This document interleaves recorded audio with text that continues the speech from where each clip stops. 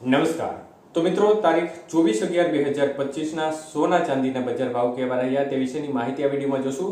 તો જે પણ મિત્રો નવા છે તે ચેનલને સબસ્ક્રાઇબ કરી લેજો અને ફેસબુક પેજના માધ્યમથી અમારી માહિતી જોઈ રહ્યા છે તે ફેસબુક પેજને ફોલો કરી લેજો.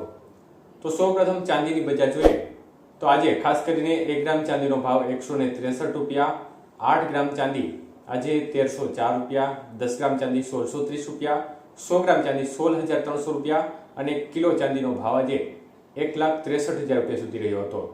તો મિત્રો, ચાંદીની બજારમાં આજે ફરી એકવાર ઘટાડા તરફી માહોલ જોવા મળ્યો હતો અને પ્રતિ 1 કિલોએ આજે 1,000 રૂપિયાનો ઘટાડો જોવા મળ્યો હતો.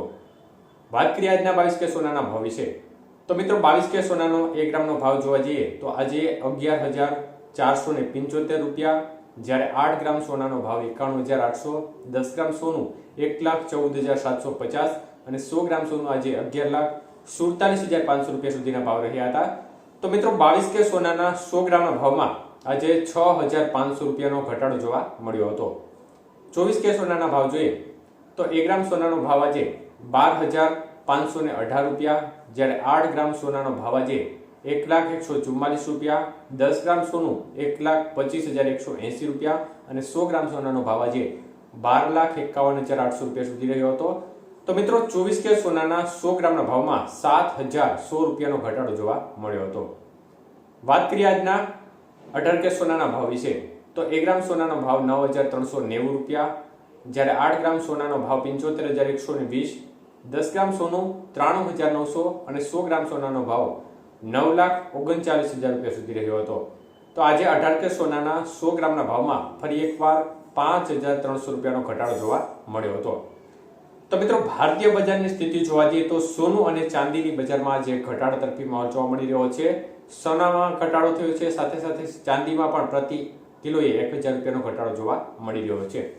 તો મિત્રો, અનેક પરિસ્થિતિઓ જોઈએ તો ડોલર સામે રૂપિયો છે તેમાં જોરદાર ધોવાણ જોવા મળી રહ્યું છે. ખાસ કરીને ડોલર સામે રૂપિયો છે તે 89 રૂપિયા 50 પૈસાને પાર થઈ ગયો છે. એક પ્રકારે જોરદાર કડાકો કહી શકાય છે. તો આની સીધી અસર માર્કેટ ઉપર પણ જોવા મળી રહી છે, જેના પરિણામે આજે બજારમાં ઘટાડા તરફી વલણ જોવા મળી રહ્યું છે. બીજી તરફ વૈશ્વિક બજારની સ્થિતિ જોવા જઈએ તો વૈશ્વિક બજારમાં જે ભાવ ઘટ્યા છે તેની કમ્પેરિઝનમાં ભારતીય બજારમાં છે એક પ્રકારે ડોલર સામે રૂપિયો નબળો પડ્યો છે, જેના પરિણામે જે ઘટાડો થવો જોઈએ તે પ્રકારનો ઘટાડો હજી જોવા મળી રહ્યો નથી. એટલે અનેક પરિસ્થિતિઓને આધીન આજે બજારમાં ઘટાડા તરફી માહોલ જોવા મળી રહ્યો છે. અનેક પરિબળો છે તે પણ આગામી દિવસોમાં અસર કરતા રહેવાની સંભાવના દેખાય છે, જેમાં રેટ કટ જે અમેરિકાની ફેડરલ રિઝર્વની બેઠક છે તેમાં રેટ કટ બાબતે ફરી એકવાર નવો નિર્ણય આવે તો તેના અસર છે તે પણ બજાર ઉપર જોવા મળે તે પ્રકારની શક્યતાઓ દેખાઈ રહી છે. ત્યારે આજે બજારમાં ઘટાડા તરફી માહોલ જોવા મળી રહ્યો છે.